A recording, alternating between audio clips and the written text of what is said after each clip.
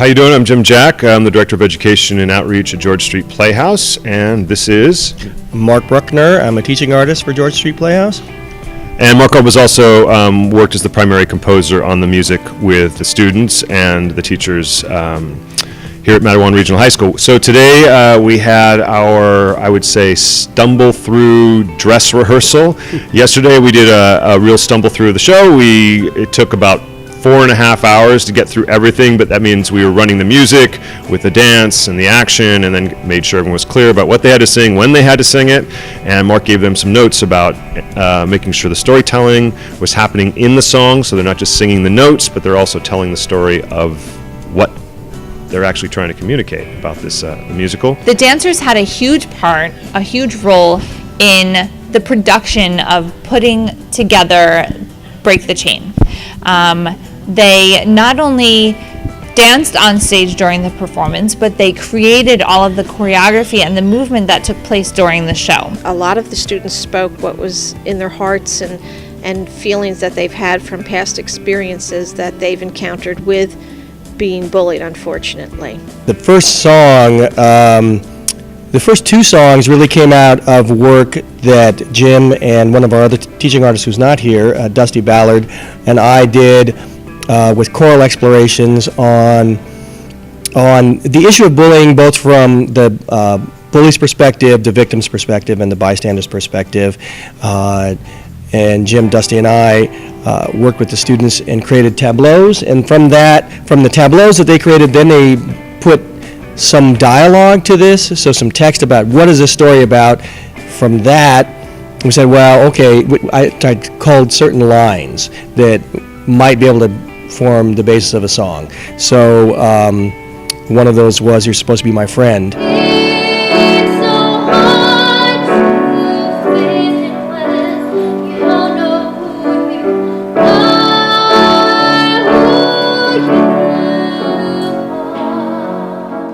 This kind of bully chorus thing came out of work that Mr. Andre, the chorus director, did with his chorus class as a response to that song. So they created this round of kind of insults, it's like an insult chorus. So gradually it began with those kinds of explorations, and then the students took some of that basic musical material, and I worked with them to spin it out into really verse chorus songs. The first song, I don't even know if these have a name, but the insult chorus uses a round form. And the other thing is that the students had to make vocal compositions, so once they came up with the ideas or the language they wanted to use, they sang that out, and that was something that Mark would play back to them, the actual notes that they sang. Yep. And so that began the beginning of the musical structures that we used, and then we developed that and tightened it and refined it. And then what was really amazing is the students themselves went back and said, oh, I think there's a stronger lyrical choice here, and so they went and refined song. Sarah's process was really interesting, and this really came out of looking at pieces that already exist. So she looked at what was, I believe, a Christian rap song, and I took that and the rap portion, and she actually wrote a melody to the rap, and I said, that's really cool, it was really beautiful. I said, but now you need to strip away the words of the rap and put in your own words that fit the story. And so she created this piece, Break the Chain, from that process, and began then to continue to refine both the words as well as the music. So it went from being a rap to really more this verse-chorus kind of structure, which is really beautiful. Which she plays on the guitar. And I think the other thing is Rebecca's poem, Break the Chain, which becomes kind of a central idea for our piece. We use that thematic idea at the end of Sarah's song. Yeah. And then the other musical number came from work that Anthony did, this rap piece called I Am Who I Am. He presented that pretty early on in the process, and we knew that, and I worked with him kind of privately to come up with what's the hook out of this. So and that line, I Am Who I Am, really started the poem, and it wove into the fabric of that poem and became the hook that the chorus sings. And then he delivers it in sort of typical, he's got a more laid back hip-hop style, but yeah, I worked kind of individually with him, and then he worked with other singers, Julie, to really create the other layers of the music. And just like you, I'm not against it, but I do love blue. And I'm alone, so I need a friend. Please respect me. I am who I am.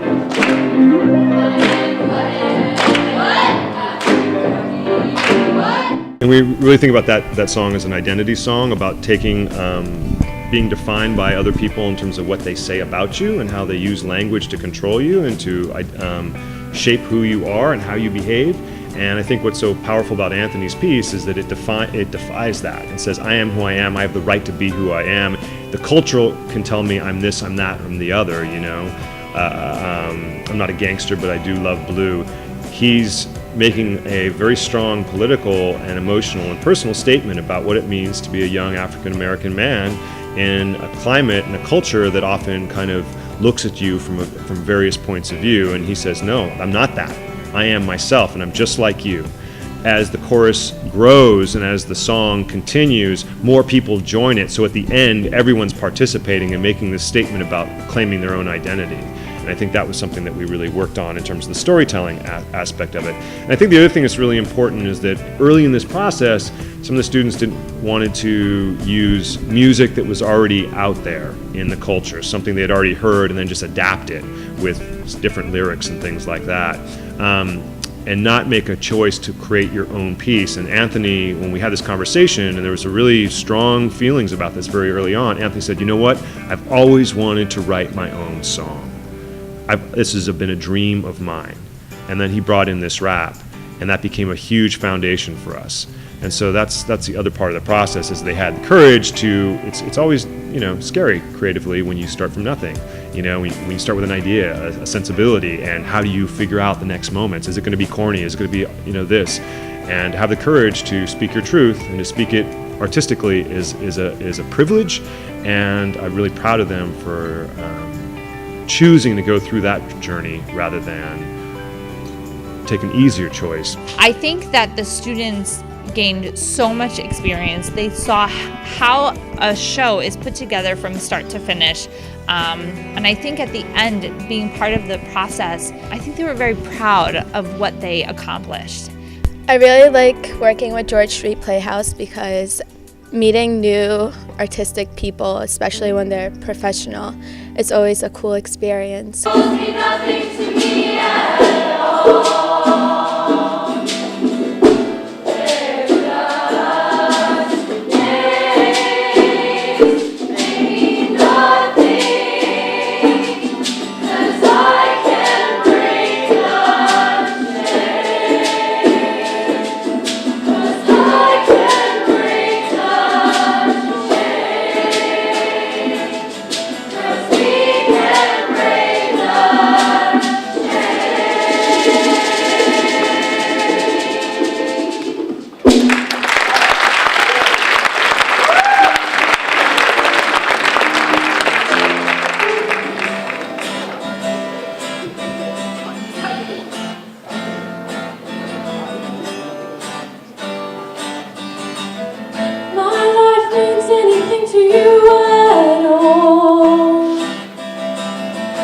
Trust is lost.